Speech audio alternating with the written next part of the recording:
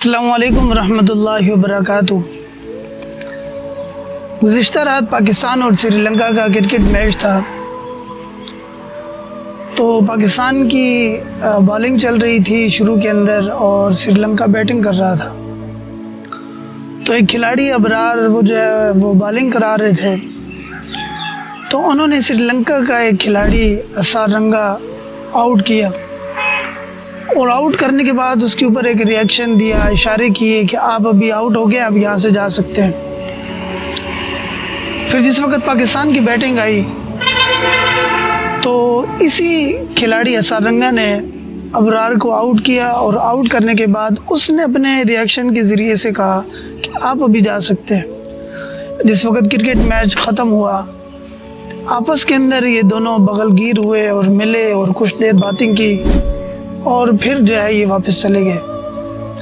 میں دوستو، اس منظر سے ہمیں ایک سبق ملتا ہے۔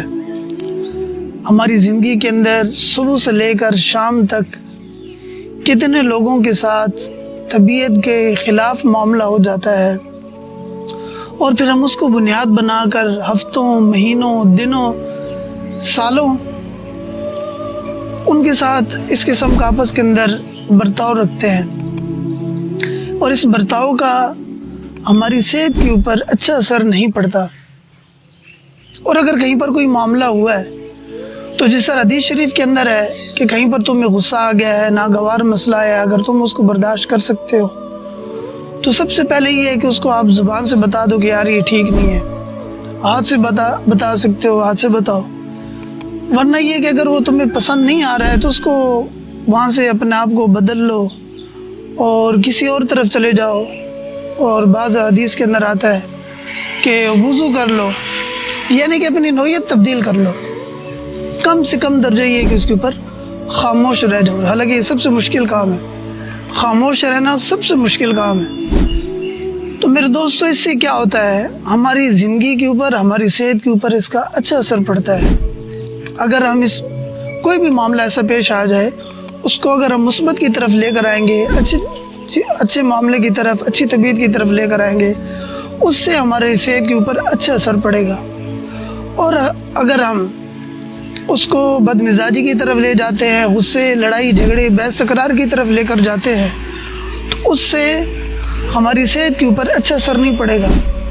حضور صلی اللہ علیہ وسلم نے ارشاد فرمایا، جس کا مفہوم ہے کہ مومن کا کوئی بھی حال خالی نہیں ہے۔ اگر اس کو خوشی ملتی ہے تو اللہ تعالیٰ کا شکر ادا کرتا ہے۔ شکر ادا کرنے کی وجہ سے اللہ تعالیٰ کی ذات اس کے نعمت کو، اور اس کے جو اللہ تعالیٰ کی ذات نے اس کو تحفہ عطا فرمایا ہے، جو نعمت اس کو ملی، اللہ تعالیٰ کی ذات اس کے اندر ترقی نصیب فرماتے ہیں، اس کے اندر بڑھوتری نصیب فرماتے ہیں۔